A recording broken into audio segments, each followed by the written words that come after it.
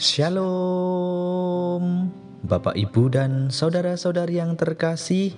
Jumpa lagi dalam Sikat Sabda Iman Katolik, hari Rabu Pekan Biasa ke-13, 29 Juni 2022. Hari ini gereja merayakan Hari Raya Santo Petrus dan Santo Paulus Rasul.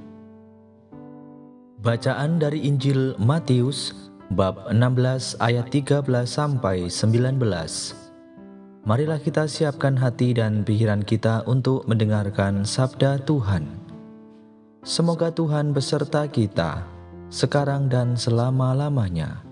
Inilah Injil suci menurut Matius. Dimuliakanlah Tuhan. Sekali peristiwa, Yesus tiba di daerah Kaisarea Filipi. Ia bertanya kepada murid-muridnya, "Kata orang, siapakah Anak Manusia itu?" Jawab mereka, "Ada yang mengatakan Yohanes Pembaptis, ada juga yang mengatakan Elia, dan ada pula yang mengatakan Yeremia atau salah seorang dari para nabi." Lalu Yesus bertanya kepada mereka, "Tetapi apa katamu, siapakah aku ini?"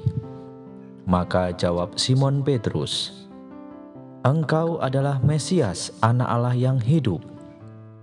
Kata Yesus kepadanya, "Berbahagialah engkau, Simon bin Yunus, sebab bukan manusia yang mengatakan itu kepadamu, melainkan Bapa-Ku yang di surga. Dan aku pun berkata kepadamu, engkau adalah Petrus, dan di atas batu karang ini aku akan mendirikan jemaatku, dan alam maut tidak akan menguasainya.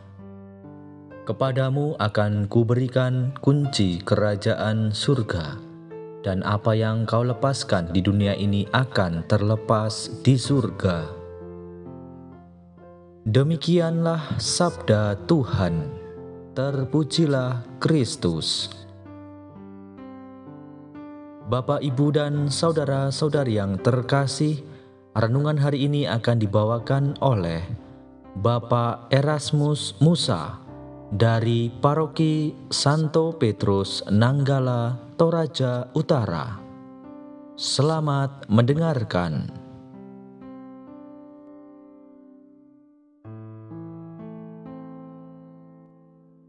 Para sahabat sikat yang terkasih dalam Tuhan. Pada hari ini gereja semesta merayakan Hari Raya Santo Petrus dan Paulus. Di halaman depan Basilika Santo Petrus Vatikan terdapat patung Santo Petrus dengan sebuah kunci di tangan dan patung Santo Paulus dengan sebuah pedang terarah jauh keluar.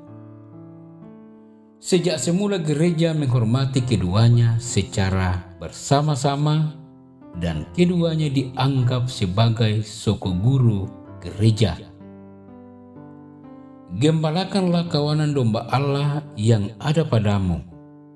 Jangan dengan paksa, tetapi dengan sukarela sesuai dengan kehendak Allah.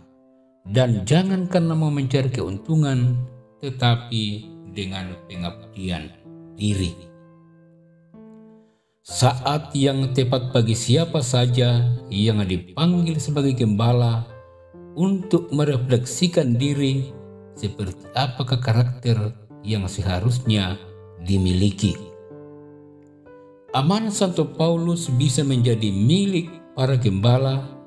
Gereja bisa menggembalakan umat dengan sukarela, menunjukkan keteladanan dalam tindakan dan perbuatan, dan dalam pengabdian yang tulus ikhlas. Para sahabat sikat yang terkasih dalam Tuhan, para gembala gereja harus mampu bersaksi tentang Yesus dengan benar, seperti yang didengarkan dalam Injil hari ini. Seperti Petrus yang dengan tepat bersaksi bahwa Yesus adalah Mesias. Pengenalan yang tepat terhadap Yesus akan memberikan pemahaman yang tepat pula kepada umat. Dengan demikian, umat sungguh-sungguh digembalakan. Umat merasa aman, merasa nyaman, dan terpenuhi kebutuhan rohaninya.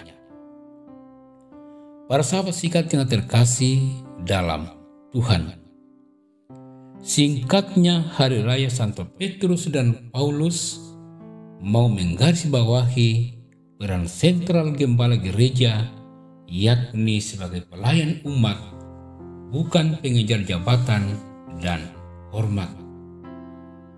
Para sahabat sikat yang terkasih dalam Tuhan, marilah kita berdoa bagi para gembala kita, baik pelayan terhabis, biarawan biarawati, para pelayan awam, agar dapat menggembalakan umat Allah dengan baik, seperti yang diteladankan oleh Santo Petrus dan Santo Paulus.